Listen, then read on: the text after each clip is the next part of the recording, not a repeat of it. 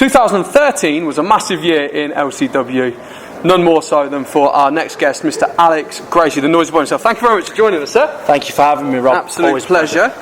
You've been in LCW now for nearly a year, give or take, and so far you've faced some great opponents such as Robbie X, Chris Travis, the Judge, Robbie X twice, in fact. I partnered with him twice. Partnered with... my memory's terrible. Yep. Anyhow, what does it mean to you to be here in LCW? Absolutely everything. Yeah. You've just mentioned some of the guys like Travis, the Judge, Max Angelis. Yes.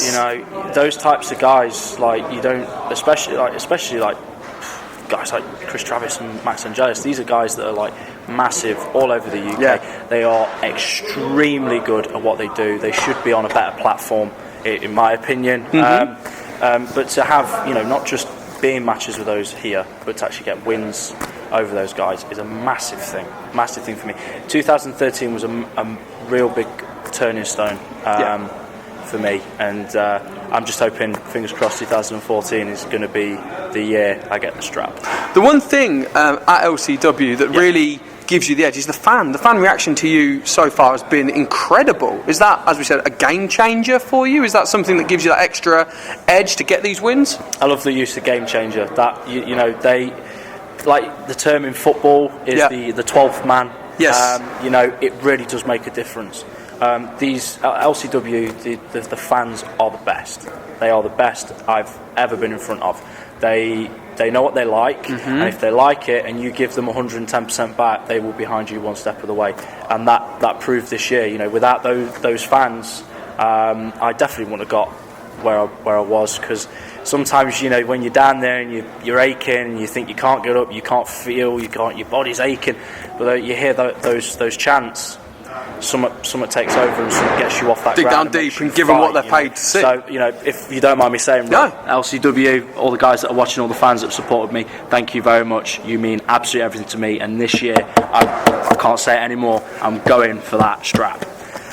Speaking about going for the strap, a couple of shows ago you went up against Styx. You were number one contender, you went against Styx for the belt, and you came this close to getting it, to the point you were unconscious for the pin. Yeah.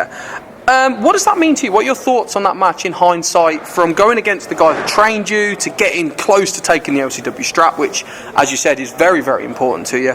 What's your thoughts and memories from that match? With what I remember, I've obviously watched the footage back.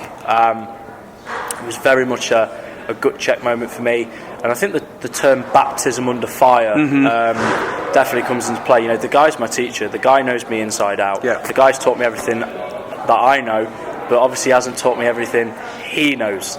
So I know what his game plan can be sometimes, but I don't think he underestimated me. I'm not going to say that about Styx, but I think he was shocked at the fight and the spirit they had. And like I say, he put me in that half Boston Crab. He may have beat me, but I didn't tap.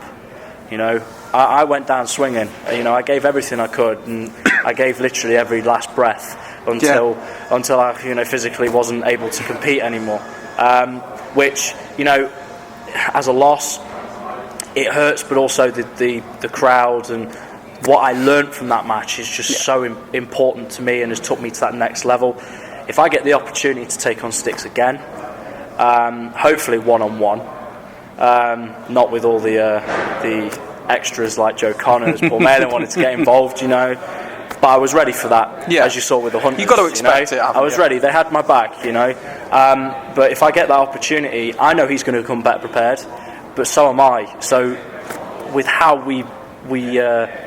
how the match went that time round, I can't even imagine what the match is going to be like the next time round. It's going to be hard hitting. It's going to be.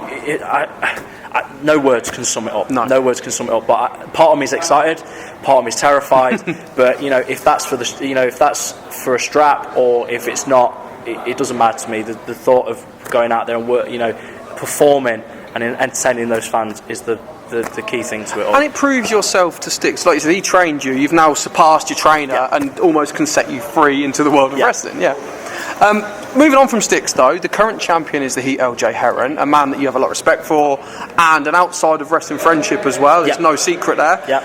He's got the belt at the moment. Do you want to challenge LJ for the belt? Is that something you'd want to do, or would you want to leave it and let him have his run with the belt? Do you know what I mean? Do you want to go into a match? Because you're quite a hard-hitting, brutal wrestler. You're going to hurt the guy. You know, there's no secret there.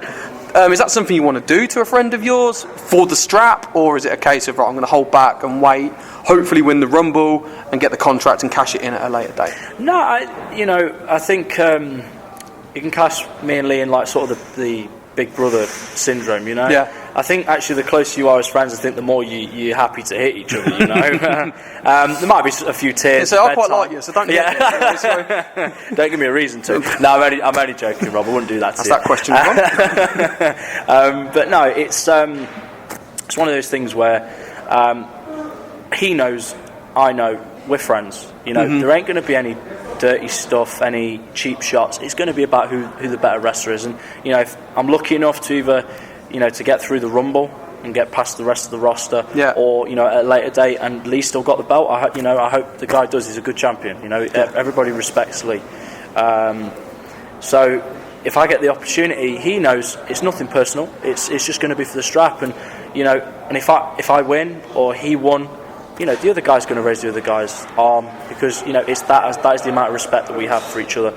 And I've always got his back if he needs it, and, you know, we know that vice versa. Yeah. So, you know, we may be at each other's throats one night, and then the next night we might be tagging up and going that way, you know. So, I've best of luck to Lee, but, you know, if it comes round, of course I'm going to take the opportunity, but, I will do it man to man with him. Excellent. So moving on to the Rumble then, it's January the 25th in Brockington College. To win it, you become number one contender, and you get the contract and choice of stipulation for the match as well. Winning a Rumble is obviously massive. You've got to go 29 other people, and then choosing who you want to cash in on. You've got a game plan for the Rumble. How do you plan against that? You don't know what number you're going to come out at. You don't know if you're going to be in it yet, to be honest with you. How do you plan that? How does that, coming up on your radar, you must have all sorts of things going on in your mind.